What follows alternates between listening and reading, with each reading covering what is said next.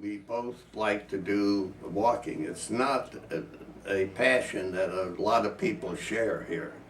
And both of us had done a lot of walking. I had limitations because of my cardiac problem.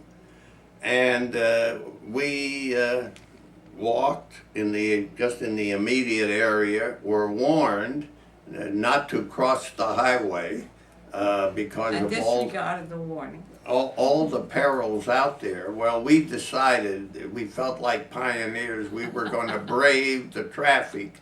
So we crossed the street to the shopping center on the other side and went to Subway, the Subway sandwich shop. And we did that as we succeeded in braving the hazards of the highway. We decided to do it again and again. We were aware we were imperiling our luck, maybe.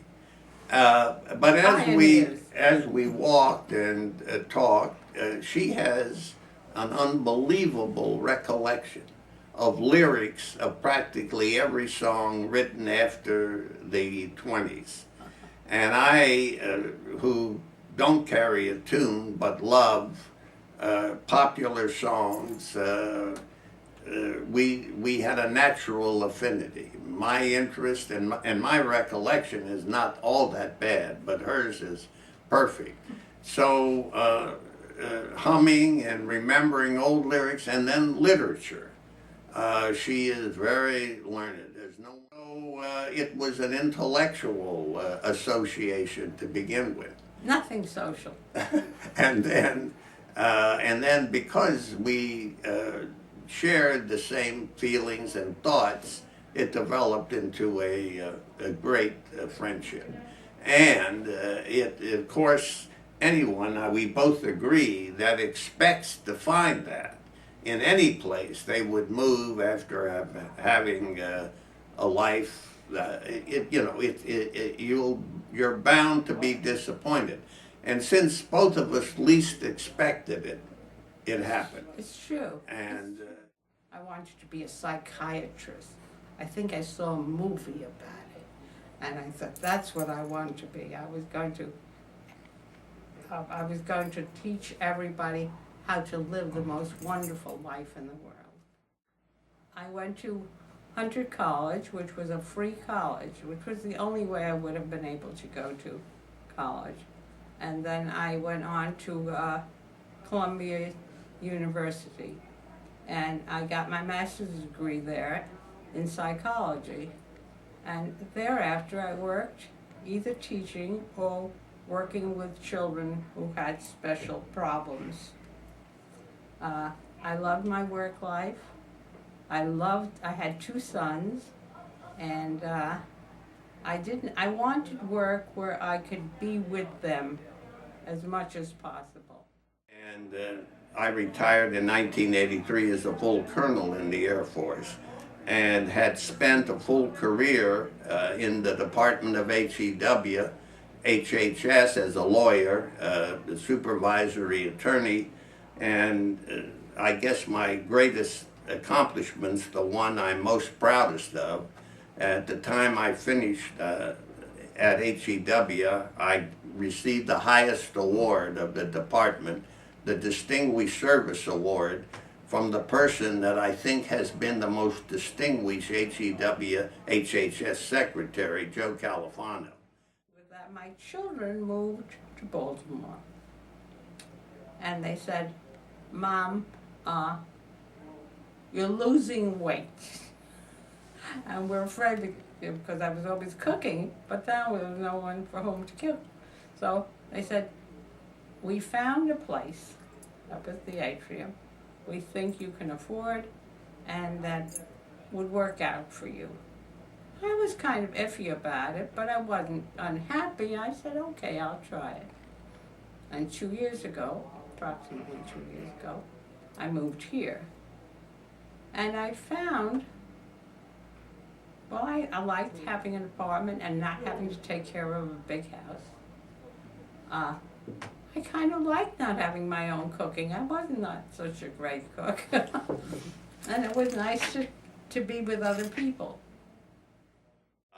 I've been enormously active in my life. I've been president of the PTA, the Improvement Association of the community. So I was very active over all of my life. And it was difficult to move, even with the tension I had, living in a 3-bedroom house with all the problems of maintenance and paying bills and so on, and walking, which I did every day for a long time till I had a terrible fall. And that was the end of my non-retirement community living. I heard about the Atrium, and most of the comments I'd heard in the coffee house where people were having coffee who lived here, and they were kindly disposed to the place. And so I moved here. I never had a problem with the space. I did not want, I had excessive space. I wanted enough space so that I could relieve myself of housekeeping duties. This community fitted perfectly into that. I also did not like cooking. I did not like, in fact, I may be the only person here who brings no food to his apartment after dinner. Eating is a social experience. So here, that accommodated that need. I established myself, and now a lot of people attend public affairs meetings that we have here.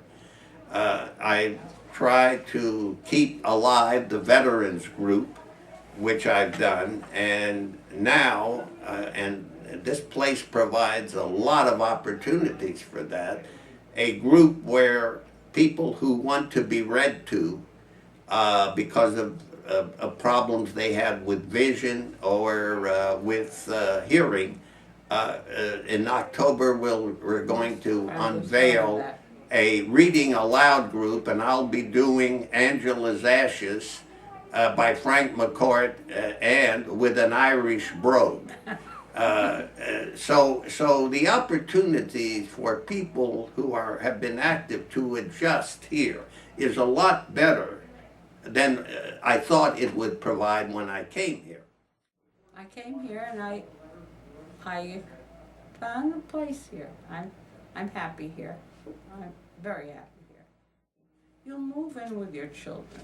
I said, for one thing, they have not asked me to move in. For a second thing, they have their house and their family, and I'm part of that family, but I also have my own, I want my own place. So I came here and I met a good friend, and it worked out very well. To find a soulmate is a bonus plus, a super bonus. And that, of course, makes a lot of other problems minimal. So I would say, looking back on my experience, I think I hit a home run.